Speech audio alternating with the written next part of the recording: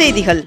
விளையாட்டு இட ஒதுக்கீட்டின் கீழ் 84 விளையாட்டு வீரர் மற்றும் வீராங்கனைகளுக்கு பணி நியமன ஆணையை முதலமைச்சர் மு.க. ஸ்டாலின் அவர்கள் வழங்கினார். முதலமைச்சர் மு.க. ஸ்டாலின் அவர்கள் 95 வாகனங்களின் சேவைகளை கொடியசைத்து தொடங்கி வைத்ததுடன் 400 வகுப்பறை கட்டடங்கள், 9 ஊராட்சி ஒன்றிய அலுவலக கட்டிடங்களை திறந்து வைத்துள்ளார்.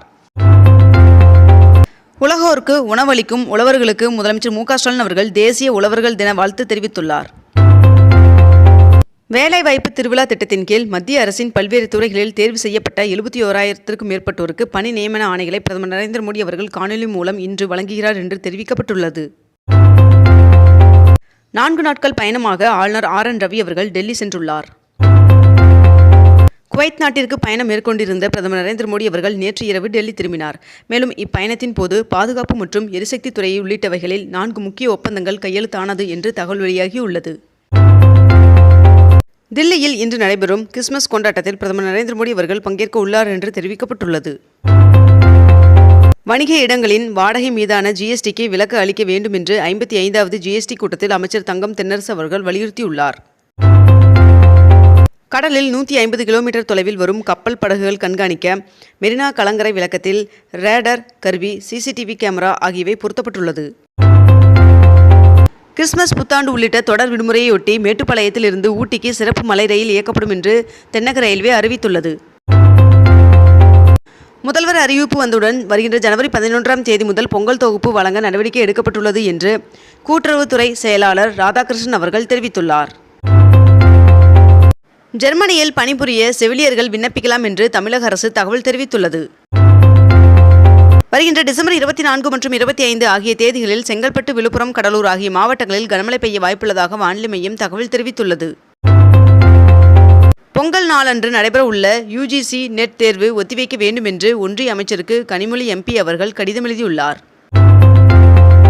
பாசன வசதிக்காக வைகை அணையில் நேற்று தண்ணீர் திறப்பு அதிகரிக்கப்பட்டுள்ளது. அனைத்து நீதிமன்றங்களிலும் துப்பாக்கி ஏந்திய போலீஸ் பாதுகாப்பு வழங்க DGP உத்தரவிட்டுள்ளார். முதலமைச்சர் மு.க. ஸ்டாலின் அவர்களின் தலைமையில் திமுக தலைமை செயற்குழு கூட்டம் நடைபெற்றது. மேலும் இக்கூட்டத்தில் 12 தீர்மானங்கள் நிறைவேற்றப்பட்டுள்ளதாக தகவல் வெளியாகியுள்ளது.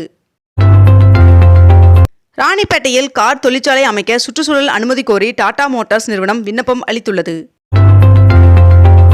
ஆருத்ரா தரிசன விழாவை முன்னிட்டு ராமநாதபுரம் மாவட்டம் பள்ளி மற்றும் கல்லூரிகளுக்கு வருகின்ற ஜனவரி 13ஆம் தேதி உள்ளூர் விடுமுறை அறிவிக்கப்பட்டுள்ளது.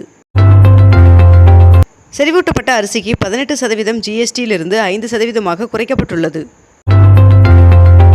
கோட்டூர்புரம் OMR சாலையில் பாலம் கட்டும் பணி நடைபெறுவதால் இன்று முதல் போக்குவரத்து மாற்றம் செய்யப்பட உள்ளதாக சென்னை பெருநகர போக்குவரத்து காவல்துறை அறிவித்துள்ளது.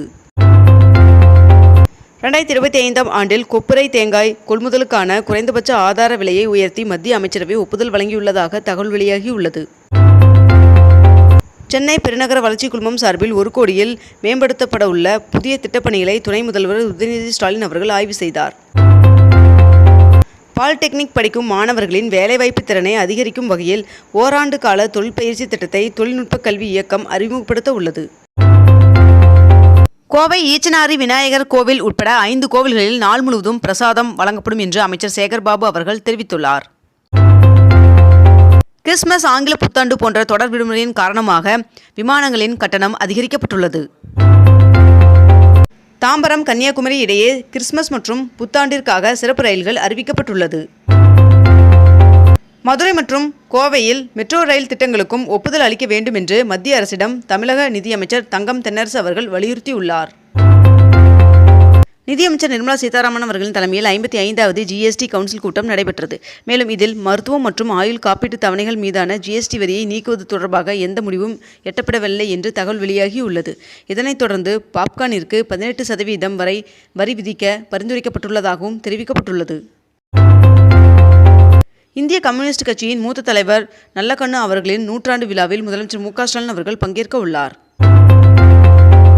சென்னையிலிருந்து மலேசிய நாட்டின் தனித்தீவு பினாங்கிற்கு நேரடி தினசரி விமான சேவை இன்று முதல் தொடங்கியது. சென்னையில் இன்று 22 கேரட் ஆபண தங்கத்தின் விலை 1 சவரன் 56,800 ரூபாய்க்கு விற்பனையாகிறது.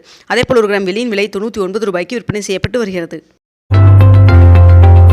இத்துடன் இன்றைய தலைப்புச் செய்திகள் நிறைவடைகின்றன. மேலும் இதுபோன்ற அண்மை தகவல்களை உடனுக்குடன் தெரிந்து கொள்ள அக்னிபூ சேனலை சப்ஸ்கிரைப் செய்து கொண்டு தொடர்ந்து இணைந்திருங்கள். நன்றி, வணக்கம்.